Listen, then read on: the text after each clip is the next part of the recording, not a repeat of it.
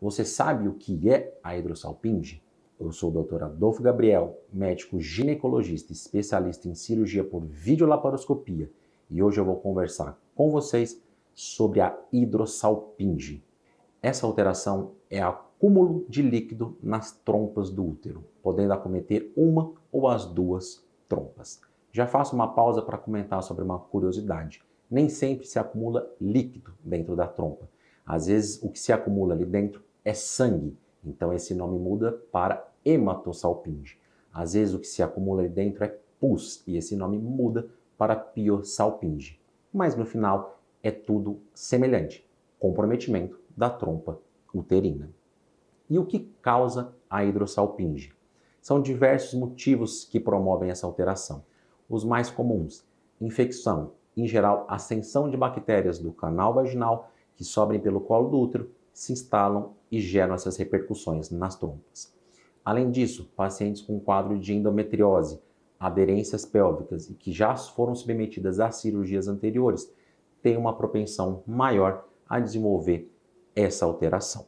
E como você sabe que a paciente tem hidrossalpinge? Como você vai fazer o diagnóstico dessa paciente?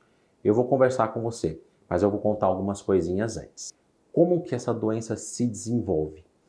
O motivo é por uma obstrução das trompas. Então, é natural, ela promove uma produção de líquido dentro da trompa e dentro do útero. Porém, as fímbrias, a parte que capta o óvulozinho do ovário, por algum motivo das causas que eu comentei, ela fica ocluída, obstruída, e esse líquido começa a se acumular dentro do útero. E essa trompa perde a sua função. A paciente pode ter sintomatologia, ela pode começar a ter um quadro de dor pélvica, um quadro de dor na menstruação, um quadro de infertilidade. Você já escutou eu falar sobre isso aqui, né? Paciente com dor pélvica, com infertilidade, com cólica menstrual, semelhante à endometriose. Se você já quer ouvir sobre isso, não deixa de curtir esse vídeo e anotar aí, para quando acabar esse vídeo, você já pular e continuar assistindo mais um pouquinho sobre esse tema. Sobre o diagnóstico, então, propriamente dito. Existem alguns exames, como a histerossalpingografia, um exame que coloca-se contraste pelo colo do útero e você vê o extravasamento através das trompas. Se esse extravasamento não acontece, a gente sabe que essa paciente tem um quadro de hidrossalpinge.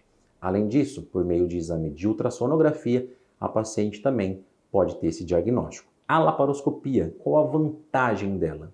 Além de você visualmente fechar o diagnóstico, no mesmo tempo você já consegue resolver o problema dessa paciente. Quais as complicações da hidrossalpinge? Esse líquido acumulado dentro da trompa muitas vezes tem um aumento na produção de fatores inflamatórios. Isso faz com que prejudica tanto o transporte dos óvulos, tanto o transporte dos espermatozoides, como todo o processo de fecundação e implantação lá dentro do útero, no endométrio. Isso reduz as taxas de gravidez, isso reduz as taxas de um sucesso numa gestação e no aumento de número de nascidos vivos. Então essas pacientes, em geral, têm dificuldade para engravidar e elas precisam ser tratadas por um especialista. Pacientes que vão tentar engravidar e têm essa alteração, ou pacientes que estão em planejamento de fertilização e têm essa alteração identificada, têm uma taxa de sucesso caída pela metade por conta dessa complicação.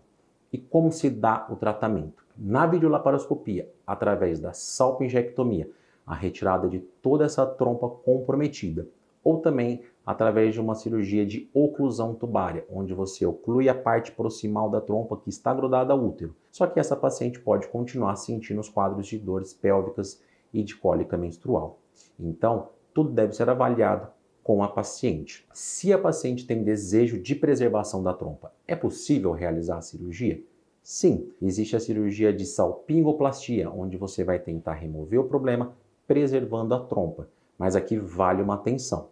Toda cirurgia tubária aumenta o risco de, no futuro, essa paciente engravidar, mas ela evoluir com uma gravidez ectópica, uma gravidez que acontece fora do útero. Para finalizar, eu peço para você, vamos entrar na reta final, mas não deixa de curtir esse vídeo. Vamos transformar esse assunto em uma coisa cada vez mais relevante. Como que a gente previne a evolução para um quadro de uma hidrossalpinge? Como eu falei, a via mais comum é através de infecção. Então, são bactérias que, em geral, são transmitidas na relação. Então, o tratamento antibiótico, quando a paciente se queixa de um corrimento vaginal ou você identifica durante o exame físico um quadro suspeito de uma doença inflamatória pélvica, você consegue evitar que essa complicação aconteça com a paciente. Toda paciente bem assistida vai ter um tratamento adequado e, em geral, essa complicação não chega a acontecer. Uma vez estabelecida essa paciente, e a paciente tentando engravidar e tendo a dificuldade, tendo um quadro de infertilidade, ela precisa de um acompanhamento com o especialista. Se você gostou desse conteúdo, comenta aqui, vamos conversar, deixa eu saber se você tem interesse em alguma coisa parecida ou semelhante com essa para a gente continuar conversando. Deixa aqui também nos comentários. A gente vai estar sempre aqui. Eu quero que você me ajude a disseminar conhecimento.